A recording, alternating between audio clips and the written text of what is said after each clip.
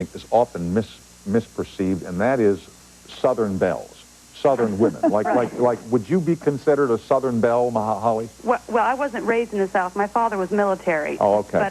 But I don't consider myself a Southern belle, although I think my mother probably is a good mixture of a person who can be submissive, but certainly has a mouth and speaks her mind with no problem at all. Well, this is what I'm getting at. Right. The perception of a Southern belle is, well, you can tell it better than I, my friend. Oh, well, you know, it's the thing with the accent, and that's, I think, the biggest misconception about Southerners is I went to Georgia Tech. I was an engineer at IBM. I just sound stupid. But this accent on a guy, people deduct IQ points. And yet on a woman, it's... Charm. The three sexiest words in the world are a Southern woman going, y'all, I'm drunk.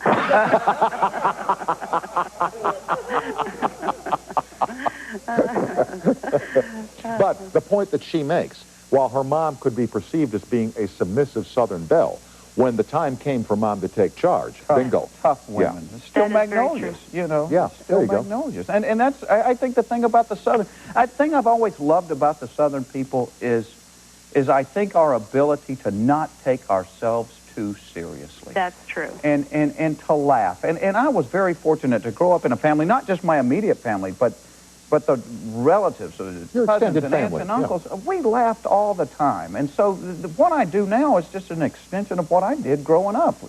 Holly, I'm glad you called. Thanks. Well, I just want to tell Jeff that he brings great joy every morning because we read his calendar sayings every morning, and we get the biggest kick. Thank you. Thank you. Thank you. Tom, could I have an autographed picture, please? Of it's the course. second time calling, and I've had the biggest thrill of talking to you 2 times. It'll be my pleasure. We'll put you on hold, give us your name and address, and we'll send it off to you first thing tomorrow, okay? Thank you. Good night. All right, good night now. Bye-bye. You're a married man now. Mm-hmm. How has that changed your life? What is the difference in premarital sex and postmarital sex? Well, let me see if it's after 1 o'clock in the morning. We can. Sex, it definitely changes once you get married. Isn't that the truth? Married sex, you never have the threat of dislocating your shoulder. You know, that's because single people do it like somebody's keeping score. Yeah, like there's a crowd and some people are keeping score, and it's just kind of like. You know, I used to say, when you're young and you got a choice between sleep or sex, you take sex every time. But, you know, you've been married a while, you start getting older, you got a choice between sleep or sex. You take the sleep and just hope you have a dream about sex. I mean, that's... And now that you have kids, it's even worse because, and I don't know if you saw this a few weeks ago, scientists have proven that as a parent, when you have sex, your body actually emits a hormone that will drift down the hall into your child's room and make them want a drink of water. Is that right? Yeah. And if you're fortunate, the child will call the order in because, trust me, there are few surprises in life to beat looking your wife directly in the eye and feeling someone tickle the bottom of your foot. Yeah. That's what we call a showstopper right there. And every night we just bathe the little girls, put them in their nightgowns and their cowbells, you know.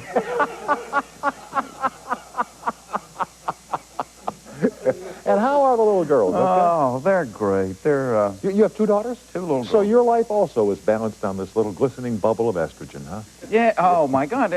My family is nothing but women. My brother and I just look at each other and go, "It's a giggling naked Barbie Woodstock. We don't have a chance." It's because that's one thing I've learned. These little girls, they love dolls. We have a house full of dolls, but they hate doll clothes. We have 5,000 dolls. Ain't a one of them got a stitch of clothes on. I walked in my 4-year-old's room the other night. There's 6 naked Barbies lying in the floor. I started having fantasies about being G.I. Joe on a 3-day pass. I was like, hello, ladies. Ain't the truth, though? They love the dolls, but They the minute... rip the clothes my off. granddaughter's 6. The minute she gets the dolls, she rips the clothes off. Yeah, it's unbelievable. And they're so much smarter than we ever were.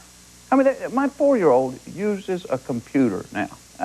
I told my wife, I said, when we turned 4, we got that little wooden paddle with the rubber band and the red ball on the end. That was a brain builder, wasn't it, Tom? Or you pointed to a farm animal and pulled the string and the cow went moo. That's what we got. And they're using the computer. They got the computer. And the bolo paddle, hell, you played with it 3 times. The rubber band would break, the ball would fly across the room, break something, and you get a spanking with the paddle. It's like, no wonder we turned out this way.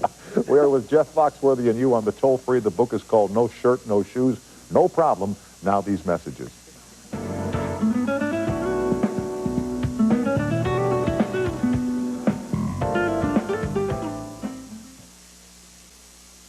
on the toll-free for Jeff Foxworthy, here's Jonathan in Stoughton, Mass. Hi, John. Welcome to CBS. Good evening, Tom. How are you? I'm fine, thank you, Jonathan. Great. Good evening, Jeff. How are you? I'm fine, We're all fine, Jonathan. Excellent. Yeah. I had a question. The Olympics begin in Atlanta in just a few short weeks. Now, you've made predictions in the past about how rednecks are going to handle opening ceremonies. I wondered if you could refresh us on that. Well, I said my fear was the Olympics in Georgia when they let the Doves go at the opening ceremony. There were going to be guys in the parking lot with shotguns, and we would not have a flame that big without a pig on it. My real fear is that they're doing, and this is the truth, they're doing the kayak races on the same river they filmed Deliverance at. You know, and that ought to add a whole new degree of difficulty, because if Ned Beatty couldn't make it down that thing in one piece, you know, what chance does a Frenchman have in a pair of bicycle pants? That's And I think, Jeff, you also... It'll give a whole new meaning to the word "a perfect 10." Yes, sir. That's a love story waiting to be written right there. Not in my book, kid. And then I saw the other day, or it's been a week or two ago, that they actually said they're not letting the Doves go, and I felt responsible for it. I'm like, but they said what had happened, I guess the last time they had the Olympics, were that a lot of the birds were perched on the edge of the torch, and then when they hit the gas, you know. They and I said, this is Georgia, that's dinner and a show. You charge extra to sit down there. You're terrible. Jonathan, why do you start them up like this now? Jeff, was there an opening greeting that the opening ceremony? Okay, well, you're setting me up so well, I have to do it. I said I want to be there for the start of the games with the guys out there going, "Greetings, y'all, and welcome all you dang foreigners from other nations. Dear Lord, be with our guests and prepare them for the butt whooping they are about to receive." That's right before the high jump over the clothesline, you know. Jonathan, thank you for brightening up my night. Thank you. Have a good evening, sir. You too. Good night. Good night, sir. Now that you're famous, like you go to restaurants, people, I can hear them, "That's Jeff Foxworthy, that's Jeff Foxworthy." Does that happen? Yeah. Yeah, it's weird, especially after the TV show thing hits. But the one thing, I guess the nice thing about being the redneck guy and having this accent is nobody comes up to me, probably as they do, you know, you have a degree of class about you, and people come up and say, "Excuse me, Mr. Snyder." People come up to me and like slap me and go, "Hey, Jeff, let me tell you what my brother did last night." You know what happens to all of us? It's like I was up in San Francisco in the Bay Area last week, and last Monday on Regis and Kathy Lee, they reran an interview which I did with them almost a year ago, last September. And I'm in a store in Marin County buying something at 3 o'clock in the afternoon, and the lady says to me, she says, "How could you have been on with Regis and Kathy Lee 2 hours ago, and you're in here buying something right now?" I said, "Because I'm the magic man." You know, they think that nothing is ever on tape. Yeah. And that we have our own supersonic transports, and we don't. But like in restaurants now, people do come up, huh? Yeah, it's a strange thing. Knowing what you know about yourself, it's almost you hear it behind you more than you see it in front of you. You walk to a place, and it's like, I mean, it's... God love them, the fans, huh? God love them. It's like with this book. This thing is so... It's been out 10 days. It's number 4 on the New York Times bestseller list, which I said, don't you know the people at the New York Times hate writing my name at number 4? It makes me wish I had titled the book, "Woo!" Just so they had to write that down there.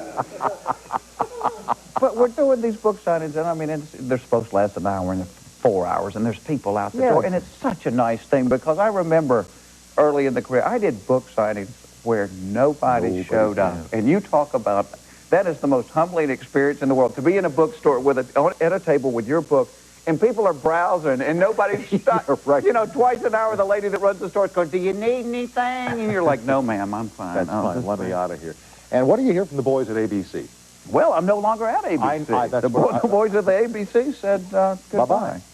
And 5 minutes later, NBC picked us up. And so isn't that terrific? We're on the phone. Oh, I'm ecstatic about it. Have you noticed any differences in attitude, for example, at NBC as opposed to what the attitude might have been at ABC? Well, I think NBC, from talking to them, wants me to do what I do. You know, and at ABC, twice we were on during the week. We're in the top 15. We won the People's Choice. I remember when I met you, you were like the number 4 show in the country. Number 4. And then we were on again, and we were number 14 Super Bowl week. We won a People's Choice Award, and then they never showed us again. And I said, "What's the problem?" And And all I heard was they said, well, Jeff, you have a blue-collar appeal. And I was like, duh. You know, I mean, Duh. I didn't think I was going to be the toast of Palm Springs, for God's sake, but you hired me. But I think NBC is doing comedies really well right now, and I think they want us to do what we do. Listen, you know I think the world of you, and have since I met you. You've been very good to me on this program, and I thank you for coming on, and I wish you a great season over at NBC. Oh, the feeling's mutual. Thank you, sir. Just don't mention the Olympics too much. I won't. Okay. Jeff Foxworthy is the guest, and the book is called No Shirt, No Shoes, No Problem. Next, Jim Palmer from the Orioles, and you on the toll-free after these messages. Thanks again.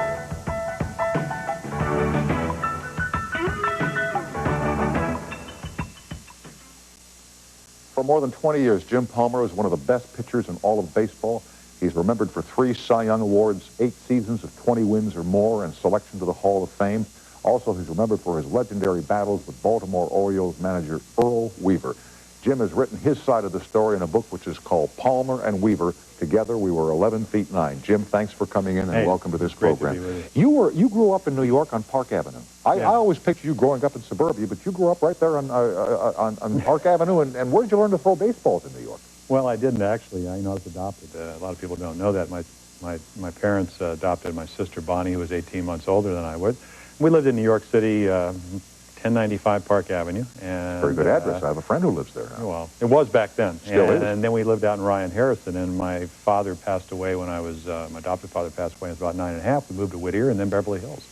So I actually learned to play baseball in Whittier for a year and then Beverly Hills Little League. Okay, and was that something you always wanted to be, was a baseball player? Were you always an athlete as a kid? Yeah, you know, basketball season, I'd play basketball. If it was football, I'd play football, baseball, you know, and I went to Scottsdale. I moved to Scottsdale when I was 14 years old. Went to high school in Scottsdale. So it was a tough address, Beverly Hills, Park Avenue. You know, the most difficult thing that I had to overcome in Little League was everybody else was getting dropped off by their chauffeur, and I would have to come on my bike. But on the day that we played, I had my paper route. My mother would actually let me sit in the back of the station wagon and just kind of throw the papers out. And was there a point in your youth where you grappled with deciding whether baseball, football, or basketball? Because you're a tall man, and in meeting you, I did not realize you're 6'4", you're as tall as I am, maybe a bit taller. Where you grappled with what sport you would want to play if you did turn professional? Well, in high school, you know, I led the state in basketball and scoring, and I caught 65 passes, and I had a bunch of scholarships. And, you know, when you're 17, and see, I grew up in New York. I love the Yankees. In fact, when I got in the Hall of Fame in 1990, how can you possibly love the Yankees? I was a kid in New York, you know, and they had Mickey Mantle and Yogi Berra. How do you feel about the Yankees today? I don't care about the Yankees. They have a better team than I thought they were going to have. But I mean, when you grow up and you're brainwashed and you like the pinstripes. In fact, when I got in the Hall of Fame, I said, I guess that proves I'm not perfect. I was a Yankee fan. In fact, my first year in baseball, I'm 17 years old. I signed my 18th year. I played for Cal Ripken Sr. up in Aberdeen. The Yankees beat the Orioles by 2 games. I root for the Yankees, even though I'm a minor league player with the Orioles, because I don't know any Orioles. And, of course, the next year I'm in the big leagues, and things changed a little. And what was the summer that you went to a place called Winter, South Dakota? That was the year 64? I got out of high school. I was the only high school player up in this college league, and they said, go up there. If you make the team, you get paid $300 a month. You're supposed to have a day job. None of us had day jobs. In fact, the NCAA inspector came by, and you know, they said he was coming to town. They knocked on our door. They said, go to your jobs. And we said, what jobs? They said, oh, you're on the infield crew. The guy goes to the pool, and he says, I understand that Tom was a kid that was an outfielder from University of Minnesota.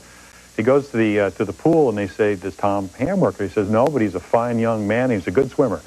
So the next year, they kind of cracked down. And what was life like in Winter, South Dakota? Was the town appropriately named, do you think? Yeah. Oh, well, lovely people. Yeah. It was the only game in town. About 2,000 people, 4 girls, and all the old guys had them. So it was, you know, it was a very influential. I came out of high school. I thought I was going to get a big signing bonus. As it turned out, I went up there as the only high school player. Played with about 5 guys on that team that went to the big leagues, and I eventually signed with the Orioles. Like you would be what would be called a letterman in all sports. You excelled in sports. I'm pretty good. Yeah. Does that help you with dates? With dates? Yeah. Yeah. I didn't want for a date, I guess. I don't know. You know, I mean, it was so long ago, Tom, that, yeah, you know, I think it does, but I was very shy. I mean, you know the old song, you got to be a football hero to fall in love with a beautiful girl, you know.